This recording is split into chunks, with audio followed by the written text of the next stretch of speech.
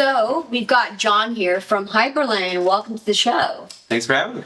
Yeah, so you've been telling me about your background, but let's get it on record. How'd you get into crypto and how'd you get started with Hyperlane? Great question. So as we were just talking about offline, I got into crypto stupidly as a miner. Started mining Zcash in early 2017. And the thing I found appealing about it is pretty much all of us had encountered Bitcoin for some transactional use case, right? Like buy something from some dude on Reddit, a few years before. Why did we do that? We thought this is an anonymous currency. And then you start learning more and you're like, actually, no, this is not an anonymous currency. This is the most public thing that's ever fucking existed, right? This is it's there forever and someone will eventually figure out who it was. And then, so I'm Israeli, and then I hear about this, group of Israeli professors from a university close to where I grew up, and they have devised a private cryptocurrency, Zcash. And Monero existed at the time, but I'm such a noob, I don't know anything about it. And I'm just like, this thing, it's gonna go off. It's gonna be huge. Privacy, yeah. Yeah, who doesn't want private internet money? So I got to get in on this, and I got to benefit from its rise. But at the time, I'm a bond trader at Morgan Stanley. Difficult family situation. I can't be too risky with my cash. And mining felt kind of like a crypto bond. It's I'm going to put my principal down on the equipment, and then I get the returns back. It's kind of like these recurring cash flows, and it's going to be great. It's a low-risk way to getting into crypto, and boy, was that stupid. So now not a fan of mining, but spent the entire of 2017 just getting more and more crypto pilled. Was lucky to be in the Bay Area, where a bunch of us were, and it was probably the most vibrant crypto ecosystem in the world at the time. Oh yeah, I was there. That was the epicenter of crypto at the time, because Blockstream was there, Purse was there, all of the relevant crypto companies, Bitcoin companies were there. Lightning Labs. Yeah, it really was epicenter is the right word. It really was just it was buzzing. That was where it was happening. I remember the Digital Garage. Yes. Right. Yeah. Tarek Lewis would host the Bitcoin meetups and Ethereum meetups, and everything was happening there. All of the ICO, not all of them, but 90% of the ICO, 0x, did everything was there. And, just spent that year being mocked by everyone on my trading desk in Morgan Stanley. Hey, you're the crypto guy, you're the crazy guy. And suits. Yeah, it was just not a place for me. And by the end of the year, one of our clients was getting into crypto. They're like, "Hey, John, there's a group there, and you might just be crazy enough for them. They're opening up a crypto fund. You should really talk to them." And 2 weeks later, I got started there. What fund was that? It's called Passport Capital.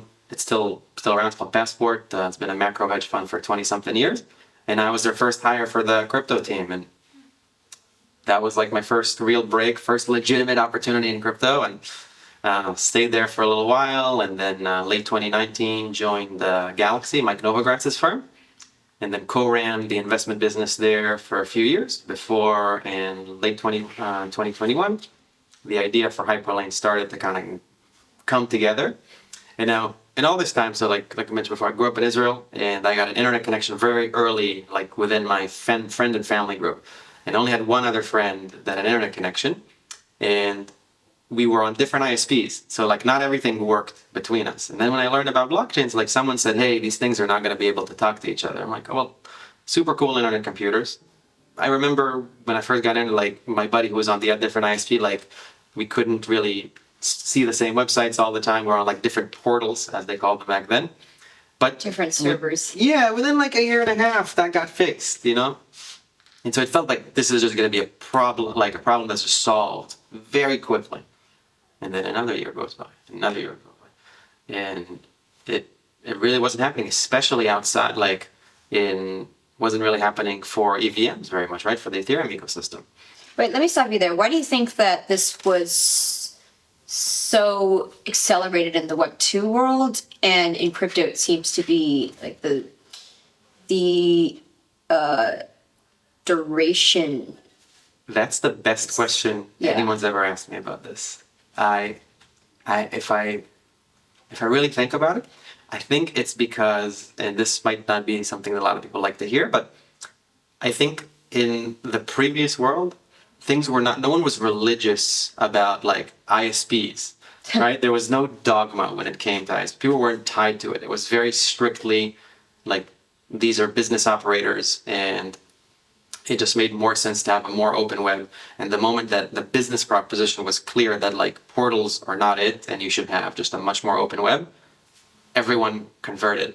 But I think in crypto, because we have these communities and we have assets tied to those communities, and people, beyond just the assets, they put their life into it. So first they put their life energy into something, but then they have an asset that's associated with it, and sometimes that asset, due to its appreciation or whatever, really changes their life. So there's a bond there that probably never existed. Right. And just, like in the other world, it's just, cables and servers.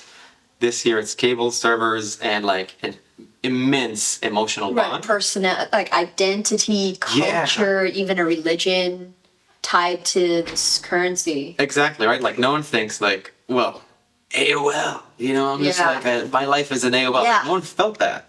But there is someone who's like, I'm an Ethereum, and I don't want to leave Ethereum. Right, Leaving exactly. Ethereum is sacrosanct, I'm a Time Warner cable master. Yeah, exactly. Like, think of even just saying that. Like now you're saying it, I'm like hearing it. I'm like, that sounds like a ridiculous thing to say, but no one would blink an eye if you said that in crypto about like, oh well, I'm an ETH maxi, right? Like that's everyone might not like it, but you would be surprised if someone said that. So I think that's it. Because I think the engineering problems are hard for sure, but I don't think that was it. I think we had solutions, semi-workable solutions to the engineering problems as early as like 2016. Right. And similar to that, I mean, the closest analog we have to maximalism in the Web 2 world is, whether you have an iPhone or an Android. But even that's kind of not, it's like, okay, whatever, you use an Android, I don't care. But here it's like, you're Bitcoin maxi? Get out. Yeah. I don't even want to talk. Yeah, like, ugh. So it very much feels like religion, right? Like it's kind of like me trying to go to my cousin's house, who was a very religious person back in Israel, and trying to bring something not kosher into the house. He wouldn't let me in. He'd kick me out. He's like, I don't care, you're my cousin. I'm like, fuck you. So here, like, whoa, you're a Bitcoin maxi? Like, just yuck. Just stay I already away. know what you're like. Yeah. So that's got to be it. But that was such a good question. I've never even thought about that before today. Yeah, interesting conversation. Yeah, I mean, this is one of the first times I've articulated this phenomenon too. So that does make sense why these things are more protracted than other industries. Anyway, going back to Hyperlane, exactly. And before we even started this podcast, I was like, okay, you're a direct IBC competitor, aren't you? I roll. Why should I be interviewing it? Exactly, right? Right. Like it's that same reaction. It's like, wait, there's, it's almost like, foreign organisms coming in, and like the antibodies are like, what's this here? Yeah, right. And then you also like to appease me. You're like, well, we're not trying to replace, the IBC connections amongst the Cosmos apps, but for everything else that doesn't have it. Yeah. Meanwhile, it's just a protocol. Right. It's just software, but why do we feel the way that we feel? Right. I think I've thought about this a lot, just in other, like, why do people have these strong bonds? And I think a part of it is, for a lot of people, myself included, maybe it's the same for you, like crypto changed my entire life. Oh, yeah. I grew up broke, like I wouldn't tell you that we were running out of food, but like we didn't really take vacations growing up. Like we, I was a big nerd, really into video games. Like I'd have to bust my ass off at school, and then like twice a year, like they'd buy me a video game, and that was like the highlight. Once a year? I got my first birthday gift from my parents like when I was like 15 years in. Yeah, so there you go. Yeah, I had to beg my mom for the N64. Or maybe like 13 or whatever. Hey, I remember getting it. It was like the best. My dad came back from a trip to the US and like he brought it, and I was like, oh my God, this is the coolest thing. And so, and like now, really since like the last 3-4 years, is the first time in life that I'm not living like month to month. And it's thanks to crypto. Yeah, right. Like that, I was paying for my parents' mortgage. I was doing stuff like that and still take care of my mom's house. But now I don't have to worry about that. Right. It's all thanks to this industry that I chose to spend time in. And so Now, I personally might not be very dogmatic about like specific ecosystems, but I am dogmatic about crypto. Like if someone comes in and like, Oh, sure. you know, I go to some dinner and someone's just like very anti-crypto, I get the antibodies immediately. It's like, I want to, you know, it's like, fuck do you know? You know, so it's that same reaction because this thing, it changed our lives. And how can we not have like an emotional connection to it? So I'm very sympathetic when someone has, you know, an emotional connection that's specific to one ecosystem. It's just all makes sense. Yeah. The last cycle, it benefited the millennials a lot, in my opinion. A lot of the Gen Z, like the new blood that came in post 2021, a lot of them blew up if they were short-term speculative traders, especially if they just listen to all the the YouTubers, right? Like, get in this, get in whatever. So the Gen Z money really dried up. So yeah, what if in the next one we got some boomer money in? Well, the boomers have all of like everyone who is living, you know, they have like more than 60% of the wealth of everyone who is alive today. So that money, you know, once that money gets into crypto, then hey, if some of it can come in and then that could create a more generational distribution, like I'm all for it because like you said, I think I have, you know, anyone who's paying attention has seen those graphs where it's like wealth accumulation by generation. And it's like silence, boomers, Gen X, millennials, and it's huge. Yeah, it's quite a chunk, right? They've lived through basically like the largest wealth accumulation period in history, especially if they were Americans. Yeah, they're rich because they lived in that era. Yeah, just the best. Like, if you even had some savings as a boomer, you're probably relatively well off. Yeah, all you even have to do is just like buy a house in a semi-metropolitan area, and you're. You know, everyone knows someone who's like, oh yeah, we bought that house in 1973 and like it was $27. They're like 1,000x. Whoa. Yeah, exactly. How did that happen? And so, you know, you ever seen those memes where it's like, oh, my parents at 30 and like they have the house and like me at 30 and I'm like, you know, living in a one-bedroom apartment. Yeah, living in a closet of an apartment, speculating on like a hamster race coin like people were doing the other day. Yeah, so now, you know, if you're trying to survive, if you're trying to thrive in that world in a 9 to 5, you really aren't going to. And if you make an asymmetric bet in something like crypto, like, you know, you're making make it plays, 100%. like Charlotte Fang says from the lady, right? then you're gonna make it.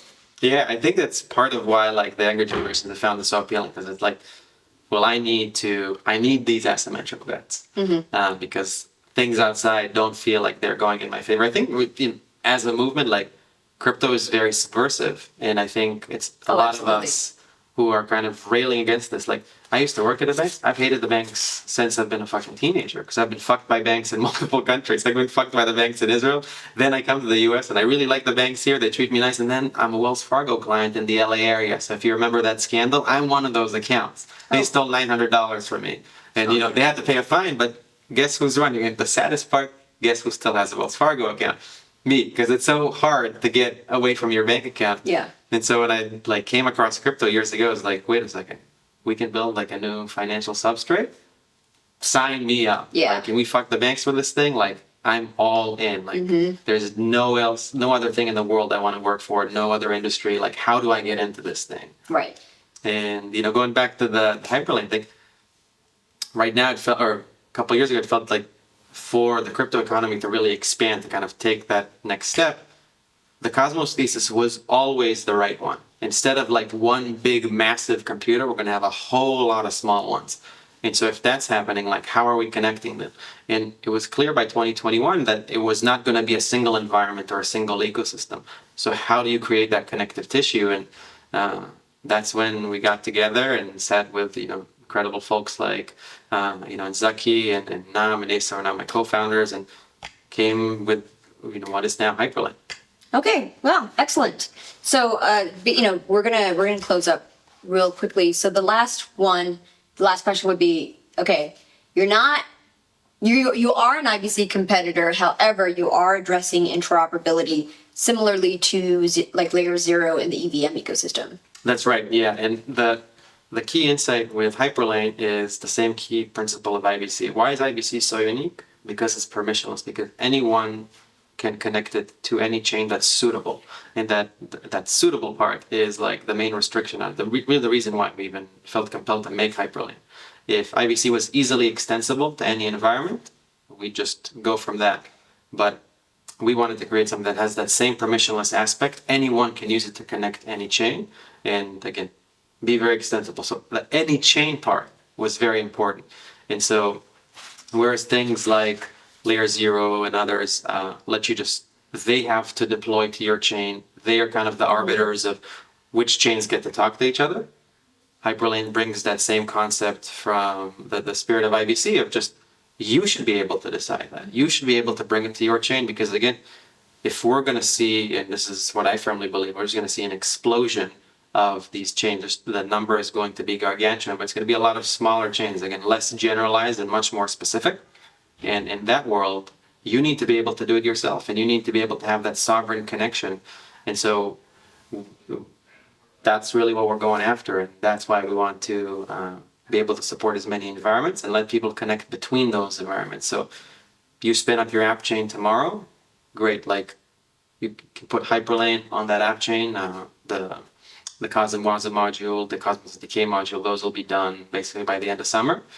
Run those, and now you can connect with anywhere else where Hyperlane is at. So, the focus is certainly to go between environments and help people do that permissionlessly. Look, people could use it between Cosmos chains. I don't know why they would when they have IBC, but I guess they could. But yeah, that's the spirit of what we're doing. Okay, and we're going to have to bring you back on to Interchain FM Please. Later on for a full interview where we break all of that down to understand the technical idiosyncrasy between all of these different transport layers. This is just, like a little teaser, so you get the 20,000 foot view idea about what Hyperlane is. And we'll see you next time. Thank you for coming on. Thank you for having me. This was great.